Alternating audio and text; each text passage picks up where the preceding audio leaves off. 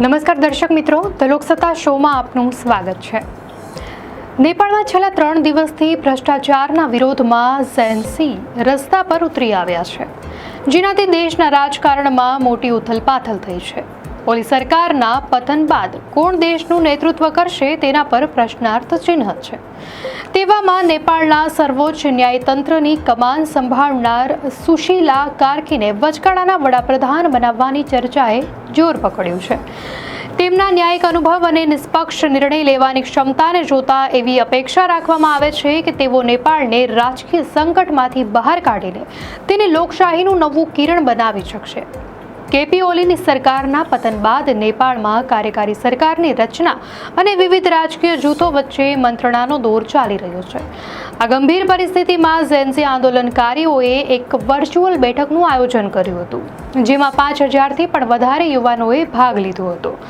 આ ઓનલાઈન સભામાં પૂર્વ મુખ્ય ન્યાયાધીશ સુશીલા કાર્કીને નેપાળના આગામી વડાપ્રધાન બનાવવા માટે સૌથી વધુ સમર્થન મળ્યું।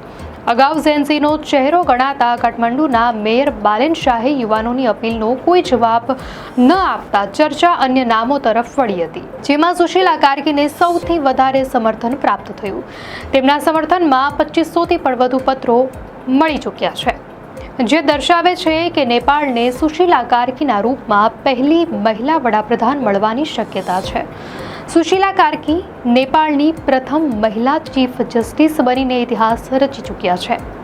તેમના વિશે વધુ વાત કરીએ તો તેમનો જન્મ 7 જૂન 1952ના રોજ મોરંગ જિલ્લાના બિરાટનગરમાં થયો હતો।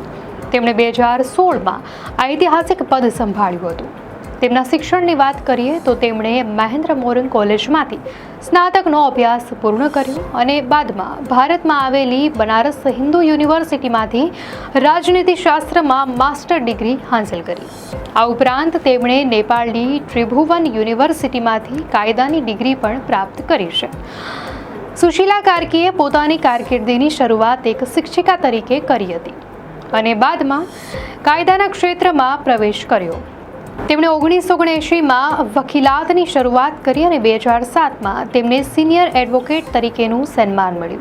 2009માં તેઓ સુપ્રીમ કોર્ટમાં એડવોકેટ જજ તરીકે નિમાયા અને 2010માં કાયમી જજ બન્યા। ભ્રષ્ટાચારના કેસોમાં તેમના નીડર અને કડક વલણ માટે તેઓ જાણીતા છે। તેમના કાર્યકાળ દરમિયાન તેમણે ભ્રષ્ટાચાર વિરુદ્ધ ઘણા સખત પગલાં લીધા। તેમના મહત્વપૂર્ણ નિર્ણયોમાં મહિલાઓને બાળકોને નાગરિકતા આપવાનો અધિકાર, પોલીસ ભરતીમાં થયેલી અનિયમિતતાઓ પર નિર્ણય અને ફાસ્ટ ટ્રેક કોર્ટની સ્થાપનાનો સમાવેશ થાય છે। 2017માં રાજકીય પક્ષોએ તેમના પર પૂર્વગ્રહ અને કાર્યપાલિકામાં હસ્તક્ષેપનો આરોપ લગાવી મહાભિયોગ પ્રસ્તાવ રજૂ કર્યો હતો, પરંતુ જનતાના ભારે સમર્થન અને સુપ્રીમ કોર્ટના હસ્તક્ષેપને કારણે આ પ્રસ્તાવ પાછો ખેંચી લેવામાં આવ્યો હતો।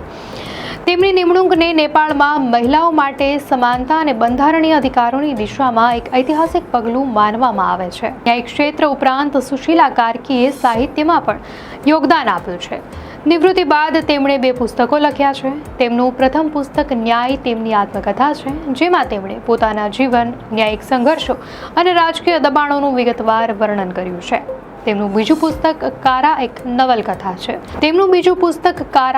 નવલકથા છે, જે તેમની અટકાયતના અનુભવોથી પ્રેરિત છે અને મહિલાઓના સામાજિક સંઘર્ષો પર પ્રકાશ પાડે છે। દર્શક મિત્રો, આપને આ વિડીયો કેવો લાગ્યો? આપની પ્રતિક્રિયા અમને કોમેન્ટમાં ચોક્કસથી જણાવશો અને જો આપને આ માહિતી સારી લાગી હોય તો વિડીયોને લાઇક કરો અને ચેનલને સબસ્ક્રાઇબ કરો।